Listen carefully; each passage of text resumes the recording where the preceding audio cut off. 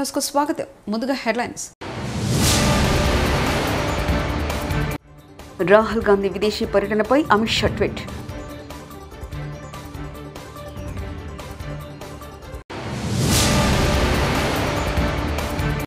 ఆంధ్ర రాష్ట్ర చరిత్రలో ఇంత దుర్మార్గమైన పాలన ఉండదేమో వైఎస్ జగన్.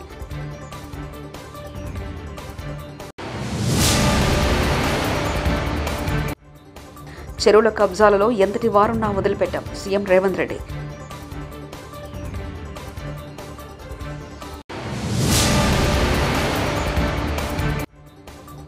కొల్లేరు పరివాహక ప్రాంతాల్లో సీఎం చంద్రబాబు వివాహాంగ వీక్షణ.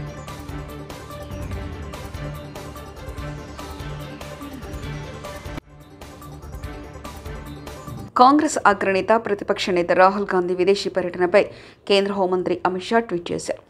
దేశ వ్యతిరేకంగా మాట్లాడడం, దేశాన్ని విచ్ఛిన్నం చేసేందుకు ప్రయత్నిస్తున్న శక్తులకు అండగా నిలవడం రాహుల్ గాంధీకి, కాంగ్రెస్ పార్టీకి అలవాటుగా మారింది.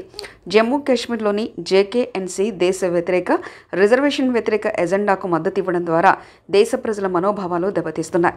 రాహుల్ గాంధీ విదేశీ గడ్డపై భారతదేశానికి వ్యతిరేకంగా మాట్లాడుతూ దేశ భద్రత మనోభావాలను దెబ్బతీస్తున్నారు. భాష నుండి భాష, ప్రాంతం నుండి ప్రాంతం, మతం నుండి మతానికి వివక్ష గురించి మాట్లాడడం రాహుల్ గాంధీ విభజన ఆలోచనకు తెలియజేస్తుందని తెలిపారు. ఆంధ్ర రాష్ట్ర చరిత్రలో ఇది దుర్మార్గమైన పాలన ఉండదేమో.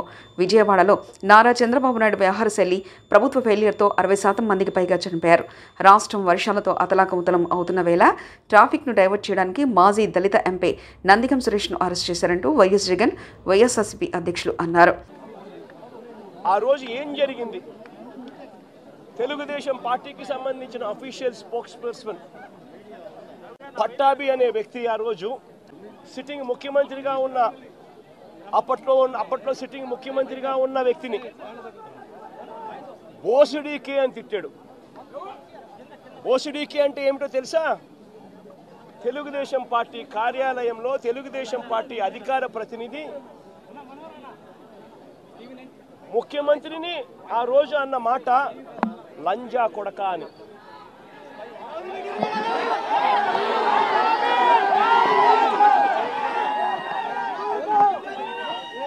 నిజంగా ఆ మాదిరిగా ఒక వ్యక్తి తిడితే రాష్ట్ర వ్యాప్తంగా ఆ ముఖ్యమంత్రిని ప్రేమించే వాళ్ళు, వైఎస్ఆర్ కాంగ్రెస్ పార్టీని అభిమానించే వాళ్ళు, రాష్ట్ర వ్యాప్తంగా ఉన్న వాళ్ళందరికీ కూడా కడుపు మండదా? ఎవరైనా చెబితేనే వాళ్ళు వచ్చి చేస్తారా? కడుపు మండిన వాళ్ళు, ఈ అన్యాయాన్ని చూడాలనుకునే వాళ్ళు, చూడకూడదు అని అనుకునే వాళ్ళు ధర్నా చేయడానికి వచ్చిన వాళ్ళ మీద దాడి చేయడానికి కూడా ప్రయత్నం చేశారు. ఆ దాడి జరిగిన పరిస్థితుల్లో, ఆ తోపులాటలో, ఆ తొక్కిసలాటలో తెలుగుదేశం పార్టీ ఆఫీసు మీద కొద్దో గొప్ప రాళ్ళు పడిండొచ్చు. నేను అడుగుతా ఉన్నా, ఆ జరిగిన ఘటనను ముఖ్యమంత్రిగా నన్ను అన్నా కూడా నేను చంద్రబాబు నాయుడు గారి మీద కక్ష సాధింపు చర్యతో వ్యవహరించాల. రాళ్ళు పడినాయి అని చెప్పి ఎప్పుడైతే తెలిసిందో వెంటనే అటువంటి ఆ ఘటనకు పోయిన వాళ్ళందరినీ కూడా ఎవరెవరు పోయారు అని చెప్పి ఆధారాలు చూసి, అక్కడున్న సీసీ కెమెరాలో, అక్కడున్న ఒక్కొక్క సెల్ ఫోన్ లొకేషన్స్, ఇవన్నీ ఆధారాల మేరకు చూసుకొని ఎవరెవరైతే పోయారో వాళ్ళందరినీ కూడా 41A ఇచ్చి వాళ్ళందరినీ కూడా అరెస్ట్ చూపించి కోర్టులో ప్రొడ్యూస్ చేయడం కూడా జరిగింది. ఎందుకంటే 7 ఏళ్ల లోపు ఉన్న కేసు ఇది. శిక్షా కాల పరిమితి 7 ఏళ్ల లోపు ఉన్న శిక్షా కాలం పరిమితి ఉన్న కేసు ఇది. కాబట్టి దీంట్లో అరెస్ట్ చేయడం అన్నది it does not serve the purpose. కాబట్టి 41A ఇచ్చి కోర్టుకు హాజరుపరచడం కూడా జరిగింది. మన ఇంత నిబద్ధతతో ఆ రోజు మేము అడుగులు వేసాం. ఇంత నిబద్ధతతో ఆ రోజు నిబద్ధతతో అడుగులు వేసి వాళ్ళందరినీ కూడా హాజరుపరిచి 41A కింద వాళ్ళందరికీ కూడా నోటీసులు ఇచ్చి వాళ్ళందరినీ కూడా కోర్టుకు ప్రొడ్యూస్ చేశారు. గుంటూరు సబ్ జైలుకు వెళ్లిన వైఎస్ జగన్ కు మద్దతుతో గుంటూరులో భారీగా తరలివచ్చిన వైఎస్ఆర్సీపీ కార్యకర్తలు, అభిమానులు.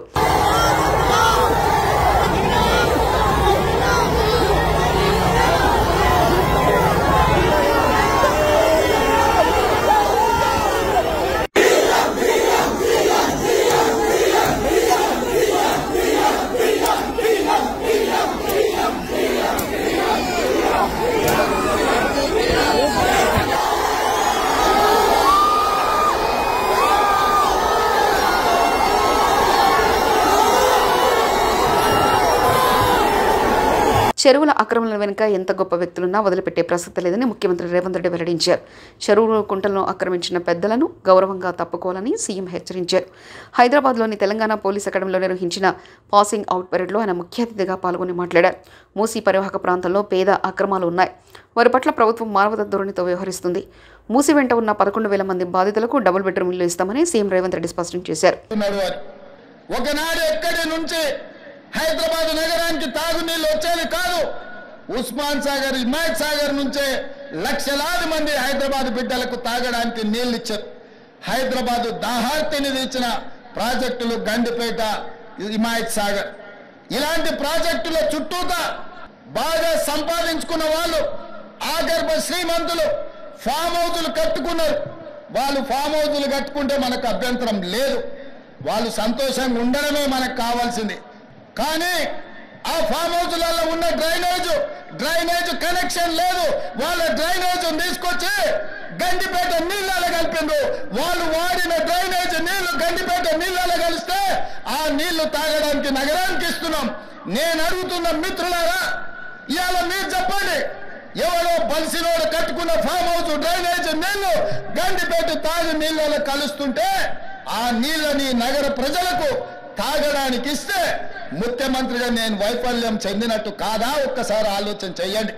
భవిష్యత్ తరాలకు అందించాల్సిన బాధ్యత చెరువులు, కుంటలు, నాలాలను ఎవడెవడో ఆక్రమించుకుంటే వాళ్ళ ఆక్రమణలో చెరబడితే ఇవాళ నగరం మీద ఉప్పెనై వరదలు వస్తున్నాయి. ఆ వరదలు ఎక్కడికి వెళ్తున్నాయి? బస్తీలో ఉన్న పేదోళ్ళ ఇళ్లకు పోతున్నాయి. పేదోళ్ళు జీవితకాలం కష్టపడి సంపాదించుకున్న ఫ్రిడ్జ్, టీవీ, మంచము, బట్టలు, కట్టుకున్న బట్టలతో సహా అర్ధరాత్రి పూట వాళ్ళ ఇళ్లకు నీళ్లు వస్తే తడిసి ముద్దయి అనాథలాక రోడ్డు మీద నిలబడాల్సిన పరిస్థితులు వచ్చినాయి. దుర్మార్గులు ఆక్రమించుకున్న చెరువుల వల్లనే ఇవాళ వరదలు వస్తున్నాయి. అందుకే హైడ్రాను ప్రారంభించినాం. హైడ్రా స్పెషల్ టాస్కే ఈ చెరువులను ఆక్రమించిన వాళ్ళను చెరబట్టిన వాళ్ళ నుంచి విడిపించాలని, అలాంటి వాళ్ళను అవసరమైతే చెరసాలకు తోలాలనేది నా ప్రభుత్వ విధానం. అందులో ఎంత గొప్ప వ్యక్తులున్నా, ఎంత మహామహులున్నా వాళ్ళు చెరువులను వదలక తప్పదు. అందుకే ఈ వేదిక మీద నుంచి గొప్ప వ్యక్తులకు నేను విజ్ఞప్తి చేస్తున్నా, అయ్యా, ఆక్రమించుకున్న చెరువులను మీరే వదలండి. గౌరవంగా పక్కకు తప్పుకోండి. నీటిపారుదల శాఖకు అప్పగించండి. మీకేం కావాలనో పోయి దూరంగా కట్టుకోండి. లేకపోతే ఉన్న పలంగా నేల మట్టం కూలగొట్టే బాధ్యత నేను తీసుకుంటా. ఇవాళ ఎఫ్టీఎల్లో కానీ, బఫర్ జోన్లో కానీ, నాలాలలో అక్రమంగా నిర్మాణాలు ఏవైతే ఉన్నాయో వాటన్నిటినీ నిరభ్యంతరంగా మేము తొలగిస్తాం. మీరు ఎక్కడికి వెళ్ళినా, మీరు తాత్కాలికంగా కోర్టుల నుంచి ఏమన్నా తెచ్చుకున్నా న్యాయస్థానాలలో కూడా కొట్లాడి ఆ స్టేలను వెకేట్ చేయించి మీరు ఆక్రమణలు తొలగిస్తాం. ఇదే కాదు, ఇవాళ మూసి ఒకప్పుడు అనంతగిరి నుంచి వచ్చే కృష్ణానది జలాలకు ఒక ఆలవాలం. కానీ ఇవాళ కాలుష్యం అయిపోయింది. ఇవాళ మన బతుకులను చిందరబందర చేస్తున్నాయి. నల్గొండ జిల్లా రైతులు ఇవాళ ఏడుస్తున్నారు. హైదరాబాదు నగరంలో నుంచి వచ్చిన కాలుష్యం నల్గొండ ప్రజలకు చేరుతుంది. అక్కడ పంటలు కూడా విషమయమైపోయినాయి.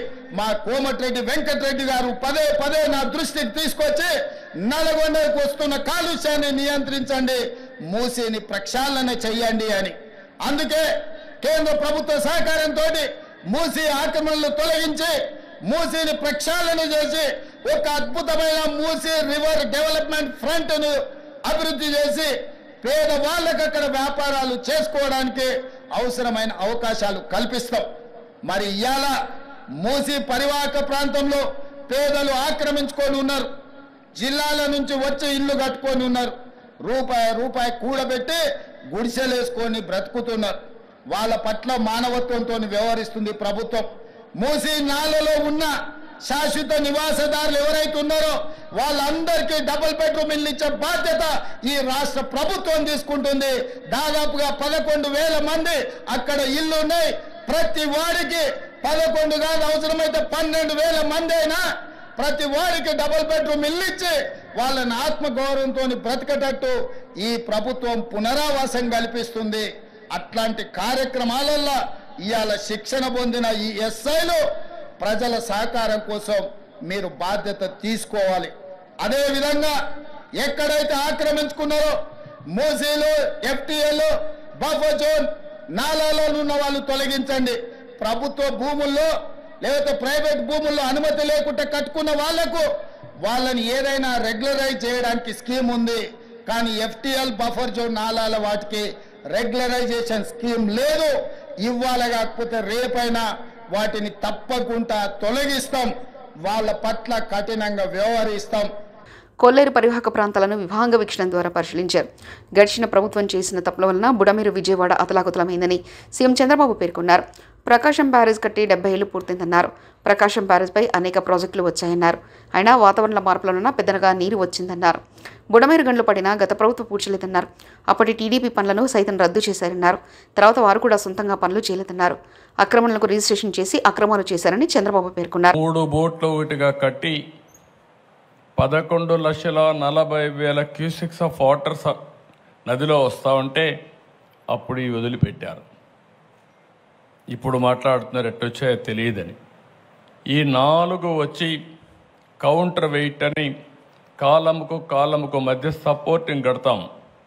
అది కూడా 15 టన్నుల వెయిట్ ఉండే కౌంటర్ వెయిట్ నుంచి గుద్దాయి. ఆ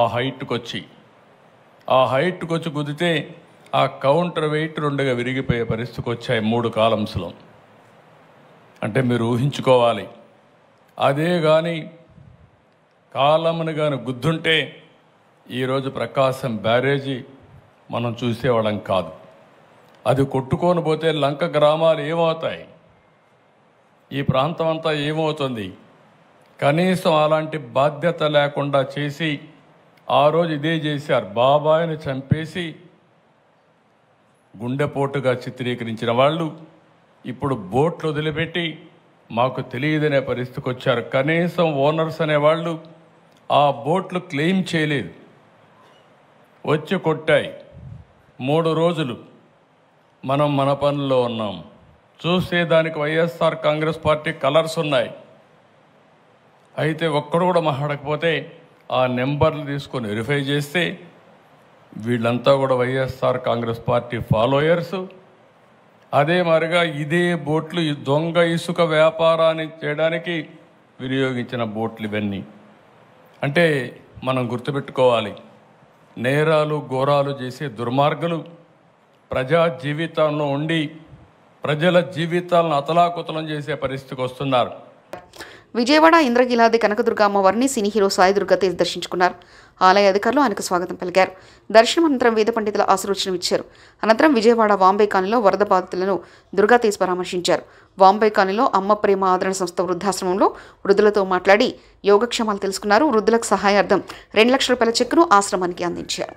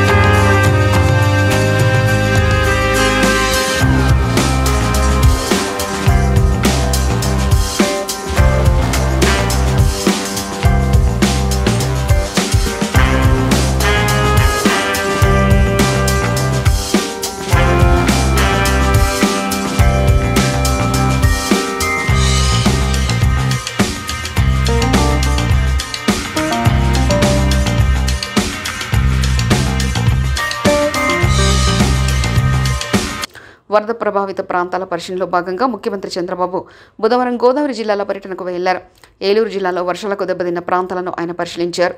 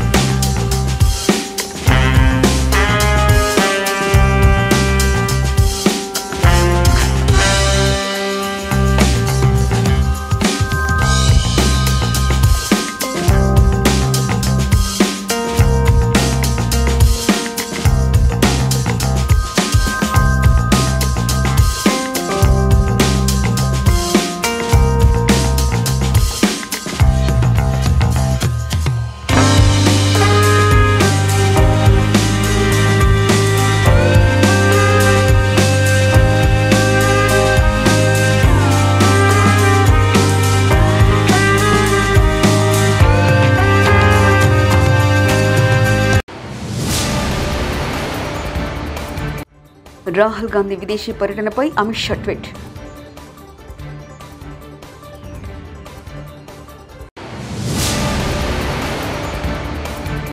ఆంధ్ర రాష్ట్ర చరిత్రలో ఇంత దుర్మార్గమైన పాలన ఉండదేమో వైఎస్ జగన్.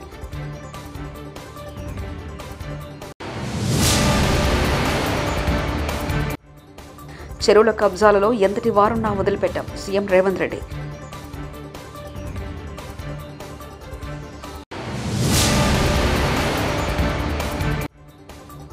కొల్లేరు పరివాహక ప్రాంతాల్లో సీఎం చంద్రబాబు వివాహాంగ వీక్ష.